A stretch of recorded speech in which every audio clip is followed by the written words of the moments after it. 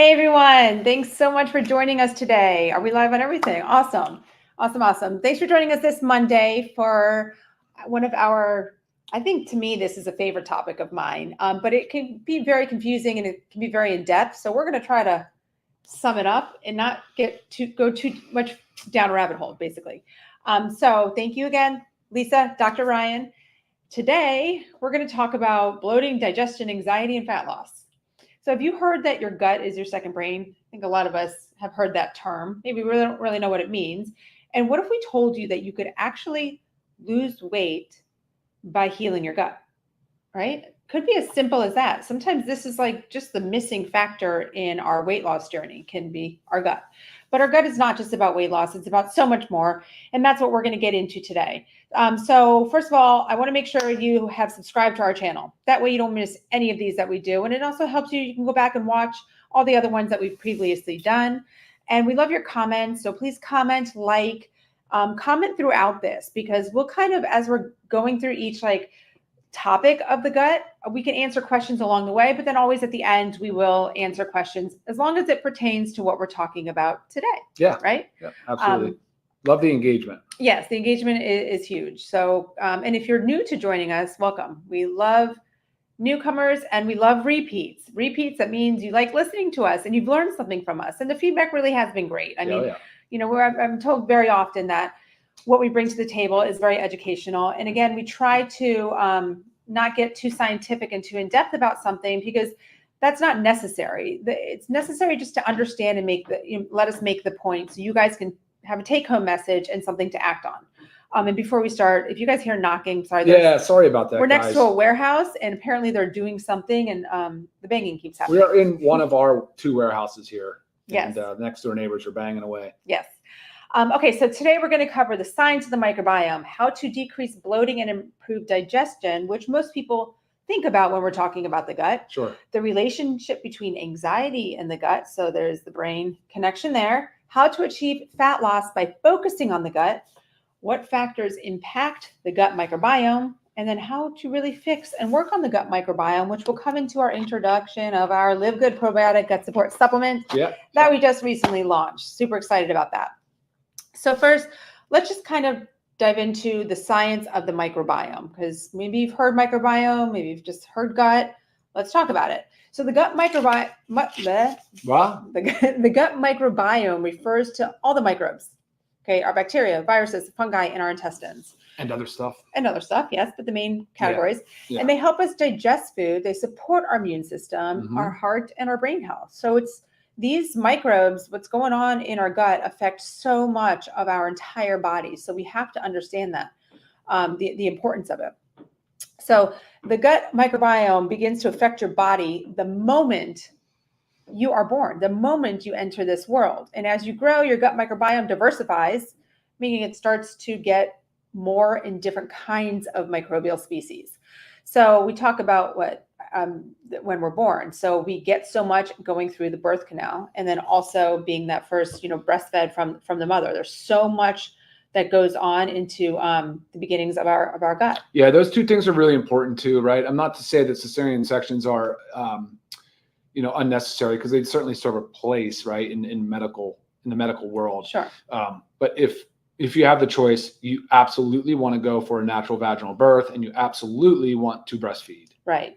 And even if it's not long term, I mean, I understand everybody's to colonize. Things are different, but the very beginning, that beginning colostrum, just those first few weeks are crucial to help the baby form that gut microbiome. Again, it starts that very beginning. Sure does. Okay? So and finally, formulas caught on to some of the things that are happening as far as the microbes that are there and what they're doing and how they're breaking down certain fibers that the human body cannot break down. So it's fascinating science, and it's pretty conclusive. It's not like it's just speculative at this point. They're pretty sure this is pretty certain that this is the way it goes. Sure.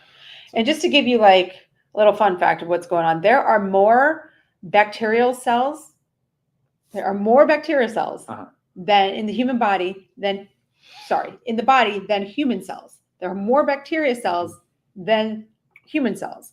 So it's pretty crazy. So we really need to pay attention to these, because you also have to think about it too. Not all bacteria are good. right? So it's a diverse microbiome, but also a well-balanced microbiome is our goal. Yeah. So again, it's very important for overall health to have a diverse and balanced microbiome. That is the number one goal for all parts of what's going on, whether we're discussing something about the brain, whether we're discussing the heart, the gut. It is extremely important to have a diverse and balanced microbiome. And you maybe have heard of the term dysbiosis. That's when we have an imbalance in our gut microbiome. So maybe there's more bad than good, or we just have too much of one kind and not enough of another. So we're unbalanced, right? I don't know. Do you have anything to elaborate on? Just kind of a little bit of the nitty gritty, the science behind it all. No, but accepting the fact that the microbiome is so unique, it's N of 1 to you. It depends on where you live. It depends on all of your lifestyle habits. It depends on the medications you take, but we'll talk about that a little bit later. Sure. But again, where you live, source local. Try to source local foods.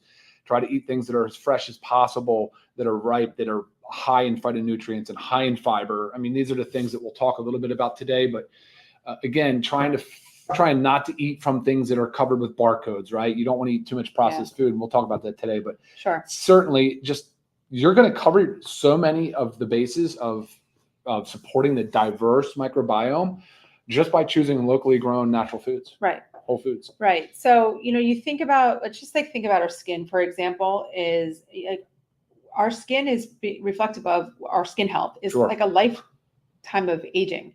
So maybe we never. Wait, say that again. Maybe a lifetime of aging, like of sun exposure. So our skin, we are born. Oh, you're saying just as the skin. Right. We have our skin, and as we age, depending on what we do and did with our skin, right? Sun exposure, diet, all that. Same thing goes with our gut. So like a lifetime of poor diet and a bad lifestyle is really going to take toll on the gut.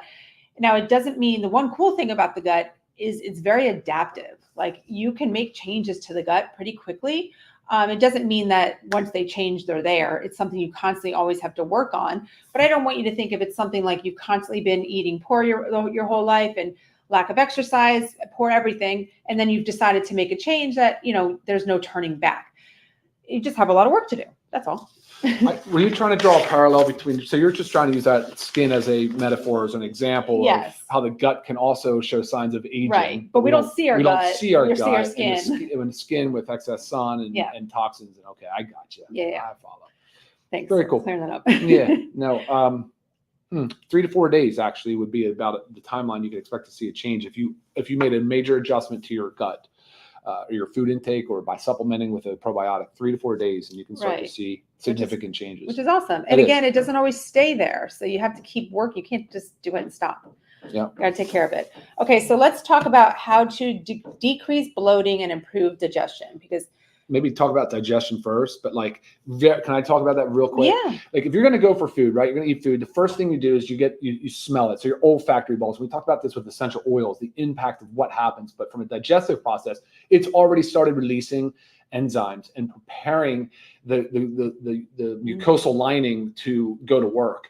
So the mouth starts breaking it down with enzymes, and obviously as you digest, it goes into the stomach where it gets tumbled, and pulverized into sort of a sludge. At the same time, it's releasing all these enzymes. It's releasing of course, the microbes, the bacteria, the virus, the different things that are in there, the fungi. That all of this stuff's going to work to break down this food.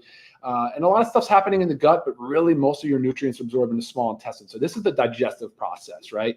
And then by the time it reaches your large intestine, your colon, it absorbs back the water, and then of course you void through your rectum. But this whole process is such an important component to how we extract nutrients out of the foods we eat. And you'll hear that the bacteria, specifically the bacteria, play a giant role in this process. Right. And there's so many, I feel like you could probably relate to this, but there's so many of you that have been diagnosed with IBD, irritable bowel disorder, IBS, which falls under it. But it's basically a category of not necessarily knowing what's going on, but it's a category of symptoms that we get: bloating, gas, diarrhea, constipation, and it all starts with a disrupted microbiome. Sure. And but a lot of times, it's hard to know the root cause, like what is going on, unless you go through testing. You do stool samples, you get to test the microbes on what's going on in your gut. It's a hard thing to to treat. So it's just kind of lumped into like, these are your symptoms, you have IBD, okay?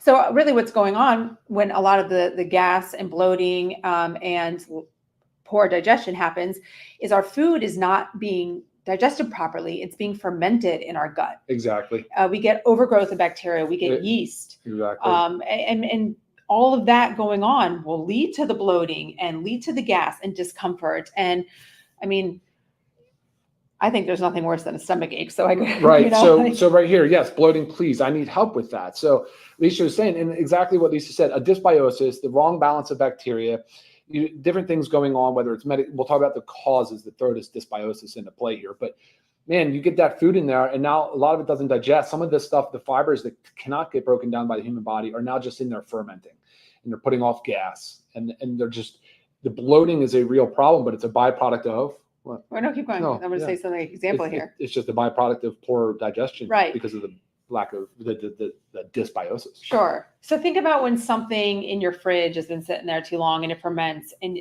like maybe say it's in a plastic container and it kind of bloats out, swells, and you open it, it explodes. I mean, that is what's going on in your gut. That is your bloating. There goes your gas. I mean, it's horrible. So a lot of people that have the IBD, IBS, have a different composition in their microbiome. They have less of the protective bacteria and more an abundance of the pathogenic bacteria. Yeah. So, it's just something that you need to work on, but you need to understand first, like why it's going on, because there also are so many other things that can affect the gut. So sure. It gets confusing. Let's go through some of those. I just want to just speak while I'm just saying this, like speaking from example, and always we talk about always finding the root cause. Yes. So a few years ago, I had all of a sudden out of nowhere irritable bowel syndrome. I couldn't figure out what was going on. I didn't change anything. Everything seems right. I went to the GI doctor, got checked out. Everything was totally fine. And I tried a low FODMAP diet.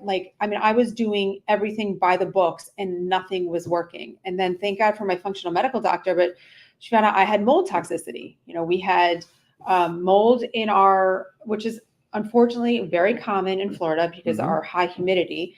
But we had a leak that we didn't know about. And we also had things going on in our air conditioning. So thankfully I was properly diagnosed and I was able to work on that. But again, you have to find the root cause because everybody has a different reaction to things. But when my toxicity went straight to my gut, it completely disrupted my gut. So so many things can happen. Okay, this is another big one. When I talk about the gut is a second brain, right? There is a relationship between anxiety, depression, and your gut. There's a relationship between mood disorders and your gut. So the gut is a second brain. Now, serotonin is our feel-good hormone. And a lot of times with that, you think, okay, that comes from the brain, right? The central nervous system. Mm-hmm. But 95% of serotonin is produced in the gut.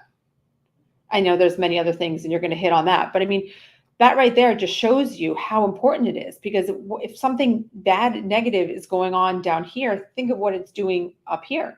And they can have the inverse relationship. Whereas if you already have depression, anxiety symptoms, gut dysbiosis can make it worse.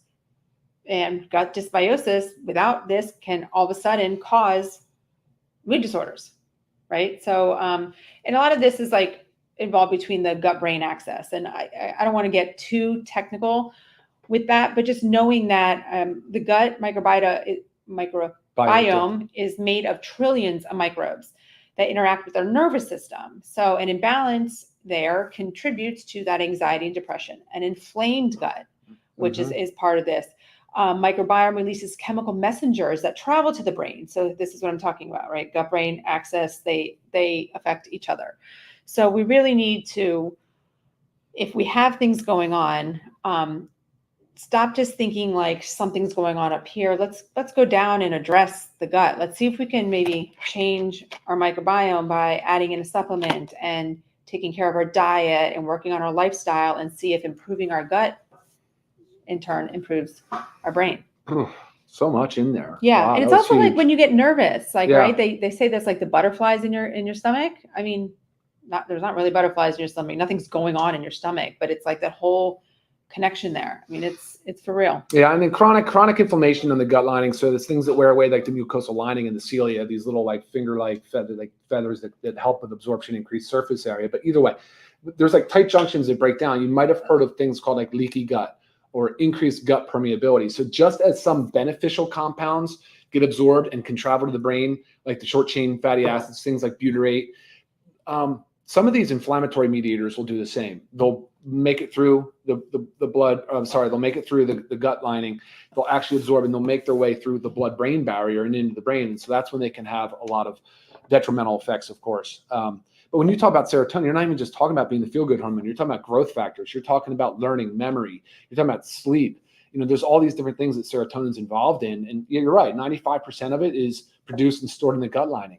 That's huge. But in today's society, this is the stuff that the pharmacist inside of me makes me a little bit crazy, because people would very much rather get prescribed like Lexapro or Prozac and take a medication, just one tablet a Some day, type of antidepressant medication, which is a SSRI, which is a serotonin selective reuptake inhibitor. So therefore increases the amount of serotonin in the synapses, so in the synaptic cleft. So therefore more serotonin to do more of the things that we think we're deficient in. Right. Think about this. So we're taking an SSRI to increase our serotonin, but only 5% of it is made in the brain, but most of our serotonin is produced and stored in our gut lining.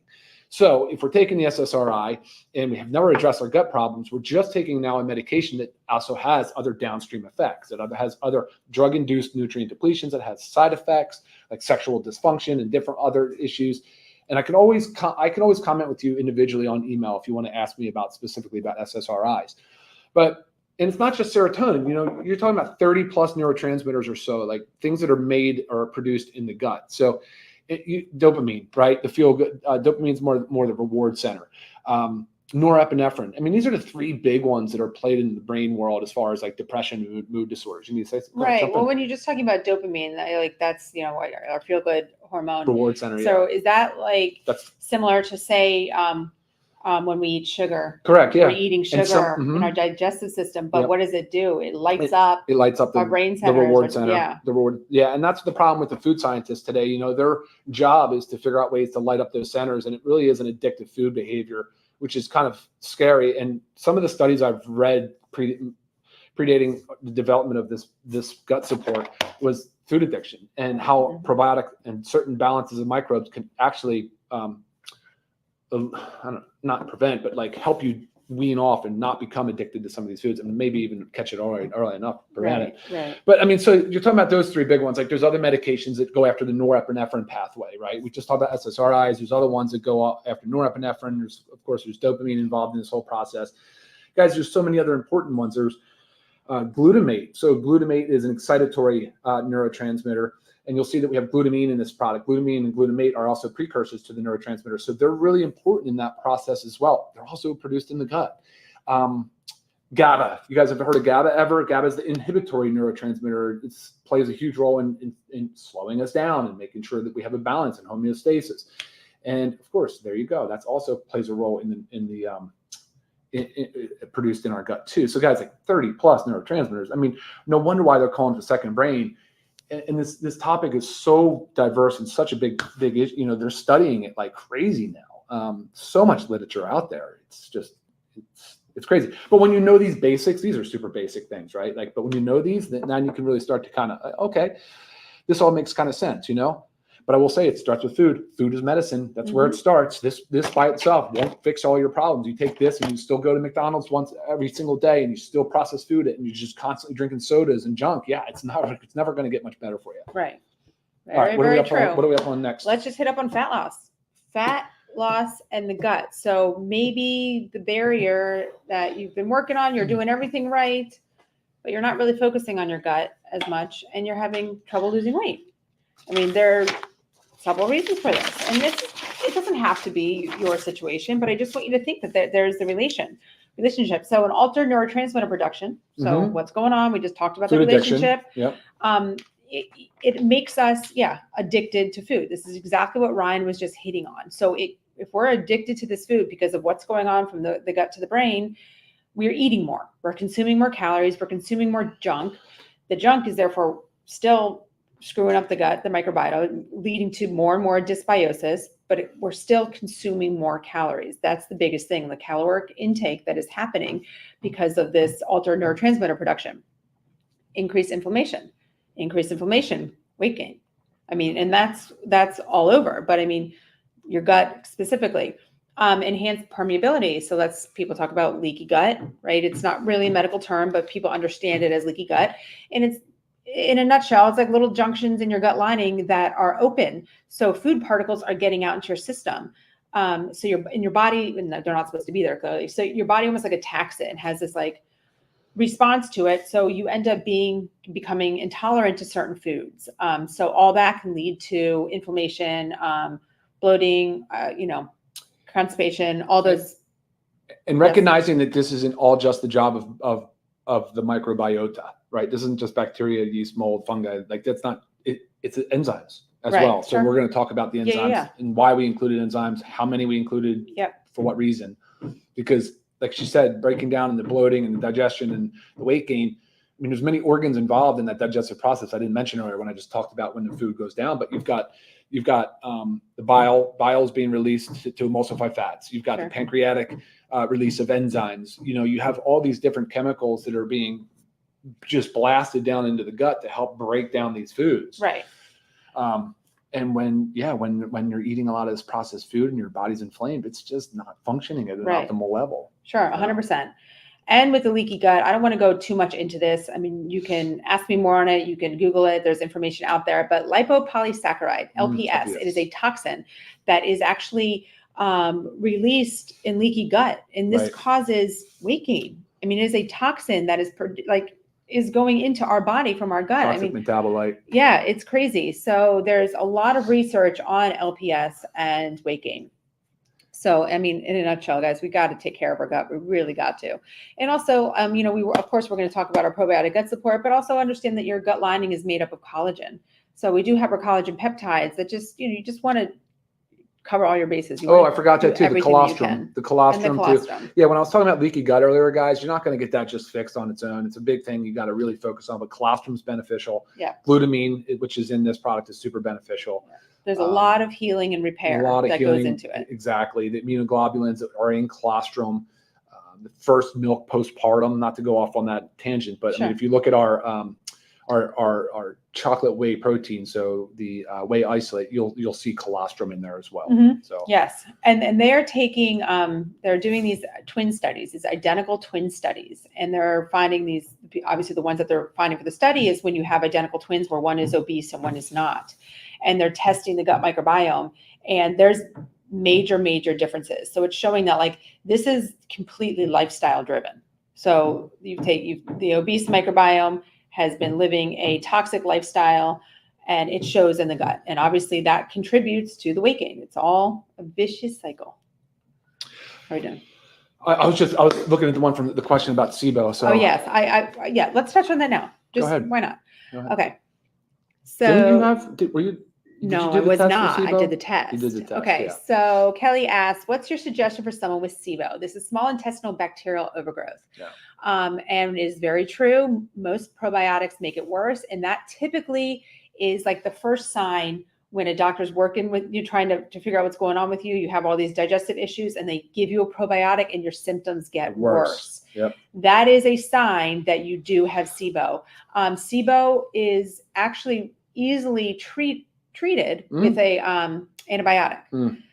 And this antibiotic is one that is just isolated in the gut. It goes directly to that bacteria. So it's not one that is reported to cause other issues. And we always want to say, avoid antibiotics at all costs, if you really can.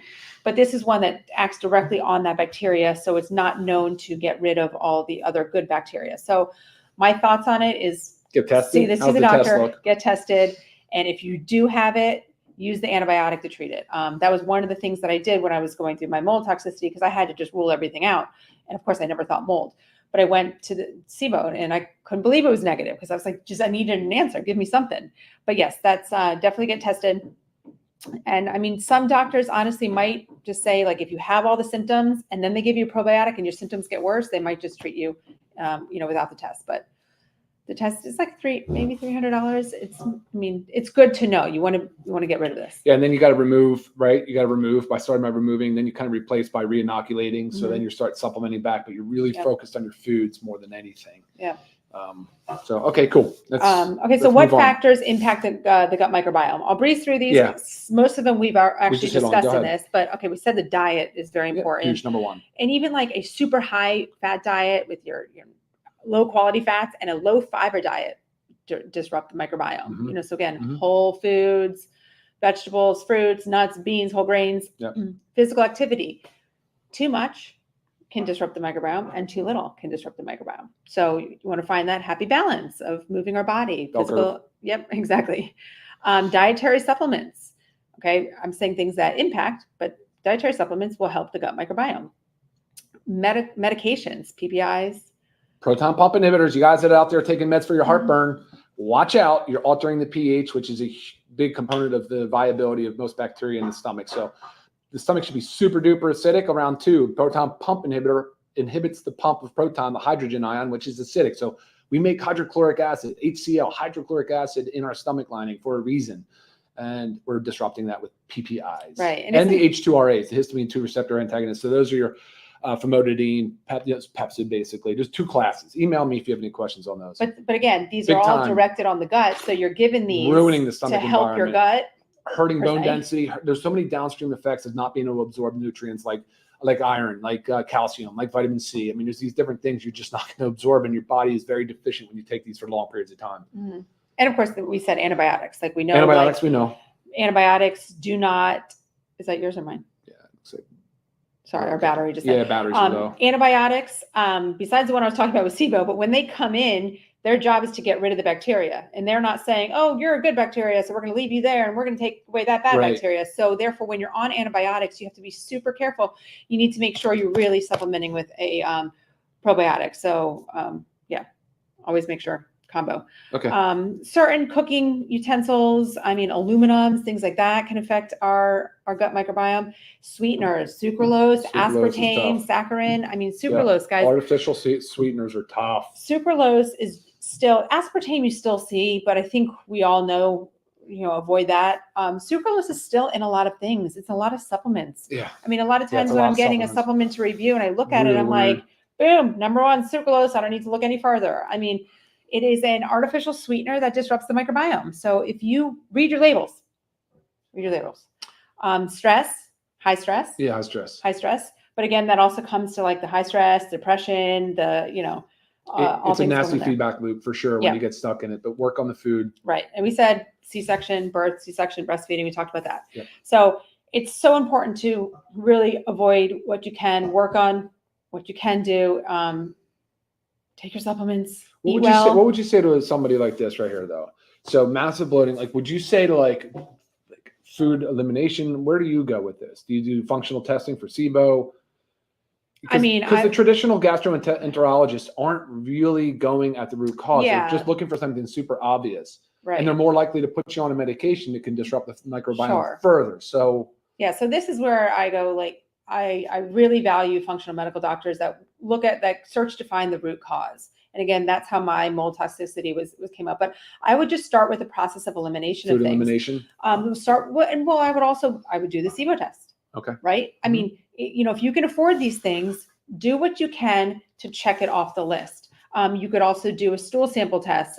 This is all done with functional medical doctors as well. They can see what balance of microbes you have in there, and they can really work on you to get rid of the bad. But again, it's a lot of what we're talking about. If you don't have the means for any of this, it's food. Seriously, you can spend less money by food prepping with locally sourced whole foods than you would buying lunches and dinners out. Trust me. True. Just go for the natural foods and start trying.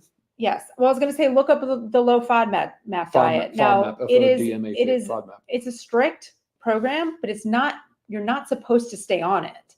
This is supposed to help you take steps back and kind of figure out your triggers and what's going on. And sometimes it could just be you might have trouble breaking down certain foods. Like, I love vegetables. Vegetables hate me.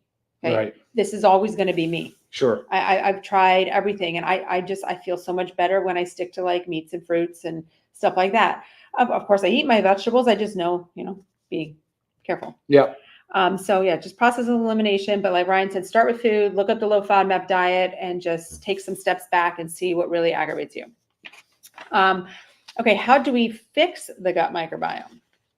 And there We just talked about some of that. Yeah, So but that's look, a you really- obviously know how much we focus on food, exercise, lifestyle alterations, reducing toxin loads, reducing smoking if you are smoking, minimizing the consumption of alcohol, some of the irritants, different things of that nature. But yes, gut support. Sorry. Yeah. Gut support is going to be the next obvious recommendation, right? I mean, which, by the way, I've been using it and absolutely loving this product. 2 capsules on an empty stomach every morning. Yes. Where are we? No, it was just giving, an example, but he's talking about how the bacteria in your mouth affects It's everything, huge, but there's also a major relationship between like the bacteria in your mouth and heart disease. So I'm sure your dentist has talked to you about that. So exactly. Yeah, there's lots of things that go on in our mouth first. And I like this, Patrick. Thank you, man. Yeah. So basically he was saying also like our toothbrushes, like we're putting like plastic crystals in our mouths and but they make ones that, made from bamboo free for sure. Yeah. So yeah, good tip. Cause it starts in the mouth, guys. Telling you big time. Okay. So right, we're going to just jump right in right now. This is it. Okay. We're going to talk about our newest launch, our LiveGood probiotic gut support supplement. Let's do it. Now supplementation with probiotics, prebiotics, symbiotics, they do such amazing things for our gut, but they also help our hormones, our neurotransmitters. I mean, so many things that we've kind of talked about. So since you are the formulator. Yeah. Yes, ma'am. Should we go? Yeah, let's talk about it. Yeah. So let's just clear up what prebiotic, probiotic, symbiotic, postbiotic really is. So we are talking about prebiotics and probiotics, which is what you would consider symbiotic. So there's a relationship between the two. Prebiotics is typically let's just simplify it by saying it's fiber, but it's the source for which the bacteria will feed on. So it's pre. The probiotic is the actual live bacteria. When you're looking for a supplement and you're considering a supplement, you'll see it basically as, colony forming units, CFUs, when we measure there, active AFU. But here's what you really want to focus on. Are they listing the strain? You want to know what strain is there. That's important stuff. And of course, the weight, the quantity of units is important as well. What you want is a stable platform. We chose not to go with spore forming, but that's fine. We wanted these 10 strains. These were actually cultured just for us, for our batch. But this is the probiotic aspect. And then of course we had the prebiotic, which it's so funny. I can actually sometimes, where did I have the prebiotic? Oh, it's the artichoke heart and the blue agave heart. We did them both as USDA certified organic ingredients. But those are your prebiotics. And if you read about them, those are super beneficial in more ways than just being prebiotics. So then they're the probiotics then will feed on that and create the postbiotic, which is really the byproduct of the metabolism of the breaking down of the prebiotic fiber. It's the metabolites. That's what metabolites are. It's the byproducts of metabolism. And so these metabolites are really important, and a lot of them, what people hear about is like butyric acid is a really common one. That's the one that butyrate. So, and that would be considered postbiotic and different things. It's the environment in which after the metabolism is done, it's a beneficial environment for future and stable growth of bacteria and to stay there. So it's a great thing. And then of course, digestive enzymes. So if you look and listen to the way the digestive process works and you see how much enzyme is a part of this digestive system, you're like, oh my gosh. And then the literature that has been now coming out, there's like 2 studies and they both showed like significantly under producing enzymes. Right. Because again, most people, guys, we're talking about 70% of the United States population is overweight or obese. Your pancreas is pretty stressed. Pancreas plays a role as an endocrine and an exocrine gland. So it does 2 things. It releases hormones like insulin, but it also does other things like digestive enzymes. And then of course you have other organs that are playing the role. So by supplementing with enzymes has been demonstrated to be very beneficial. Right. They'll break down proteins, they'll break down fats, they'll break down carbohydrates. I was just going to go there. So I'm going to use an example for my mom. My mom does eat a lot of protein. She's very healthy in shape. But every time she does blood work with her functional medical doctor, it always shows like her protein low, and other tests are showing that she's not absorbing. She's like eating all this protein, but is just not absorbing it. She has to make sure that she's taking digestive enzymes because it needs to break down. And there's digestive enzymes for each specific category, like Ryan said, proteins, carbohydrates, fats, but she needs to make sure she has her specific ones to break down the protein. Otherwise, you're just like eating this stuff. And like, if it's not fully breaking down, you're not absorbing it. And also that could lead to gas. And there's lactase, you'll see it. You'll see the list of enzymes. And if you have a question on which one breaks down what, happy to answer that for you. You can look it up yourself. But even like the prebiotic, the artichoke, the Jerusalem artichoke heart, that actually helps release more bile. It does stimulate bile release. So beneficial in that regard as well. What else do I go? Licorice root, marshmallow, slippery elm, and aloe vera. Just there's so many gastric like soothing benefits of these ingredients. So it's gut health. It's gut health. But really, what I want to go back to is the first ingredient listed on there was glutamine. Okay. And you'll see. I just talked about it a few minutes ago, but the benefits of glutamine and the repair of tight junctions to improve the gut lining. Yes. Because that's what it's really important that our gut lining has the integrity. I mean, not only do we talk about our mental health, but like there's somewhere 95% of it's serotonin and all that jazz, but like 70% of our immune system. Right. We didn't even talk about that. We didn't talk about immune health. Yeah. And so you have so much going on there. The moment that you start losing that integrity, I mean, so many other things really start to fall apart. But I would say when you're talking about mood, you're talking about immunity. These are two of the biggest things that the gut plays a role in. Of course, digestion and nutrients, absorption, all those different things. Let me just talk about a couple quick things. They are all in vegetable capsule. These are in vegetable capsules. They're delayed release capsules so that they should last in the gastric environment for a little bit longer. There's benefits to that. The utility of the microbes is improved.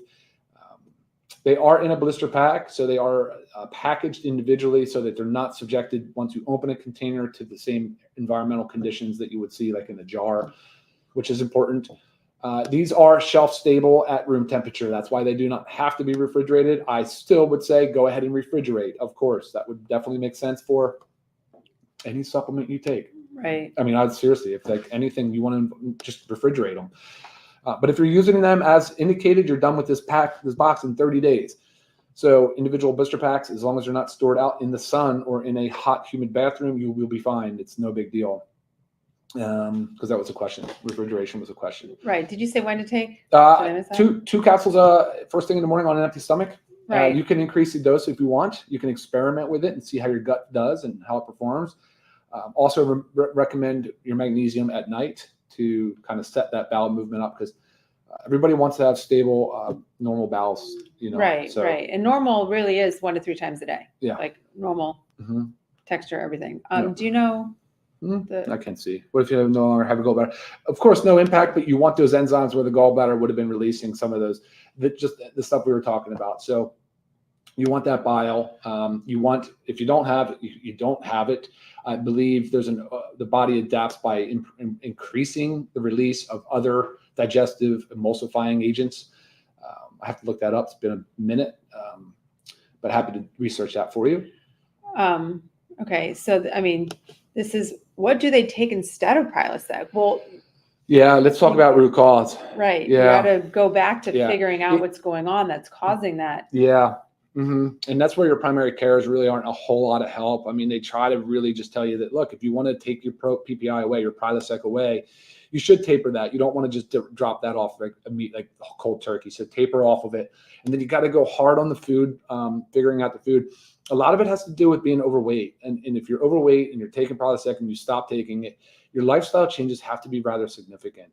I mean, this is a lot of work. I get it. I get that maintaining a good gut environment is tough. I get that lean body mass is tough. So, commit to it though, because it's going to be the difference between you living out, having a healthy lifespan, matching up pretty closely to your lifespan, because that's the key, right? I'd like to be able to call the day, and I think the more we work on maintaining the integrity of our gut with a lean body mass and the different things that we preach about, will help you get there.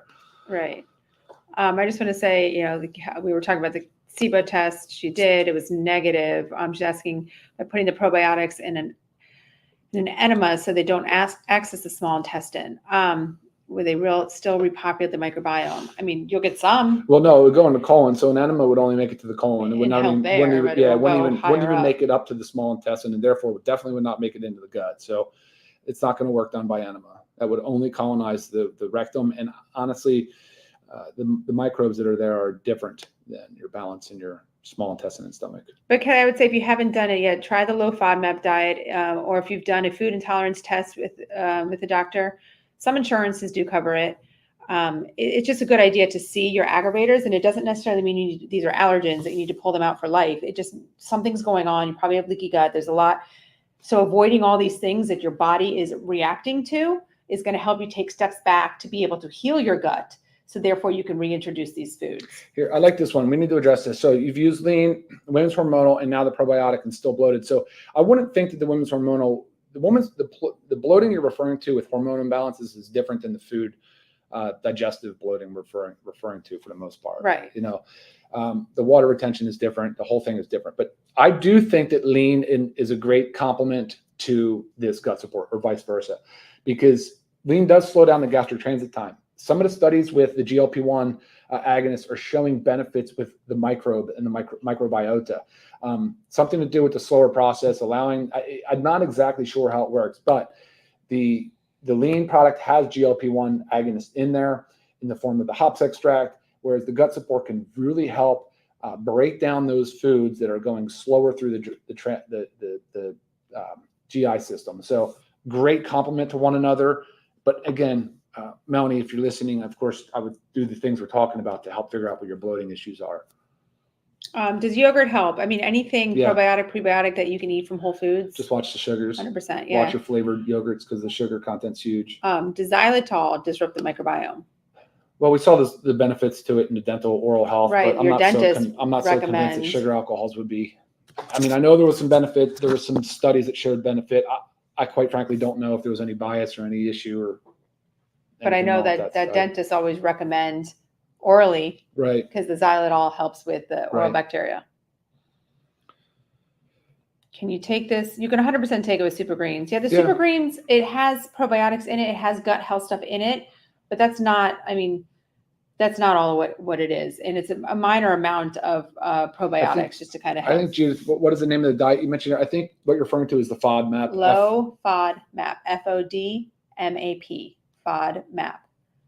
Yeah, there's lots of information on it. Just get, it's about a lot about eliminating certain foods that are known to cause oil gases. pulling. We talked about possibly bringing something out in oil pulling. Yep. Yes, I have one that I love to do. Okay. Cool, guys. Yeah, so we talked about everything that was in there. Just want to let you guys know, you can find this on our website, livegood.com, but this is, if you're not a member, this is $19.95, which is crazy. This is 30-day supply, 60 capsules in here, 2 a day, $19.95. And if you are a member, $16.95. I mean, again, we make these prices so everybody can take them. So it's not, oh my gosh, I have to spend $45 a month, but I need this gut health stuff. We want you guys to have this, and that's our goal. Hey, just to reiterate, best to take this anytime, truthfully, but it's either on an empty stomach, and if you tolerate it well, keep doing it that way. Take it an hour before a meal.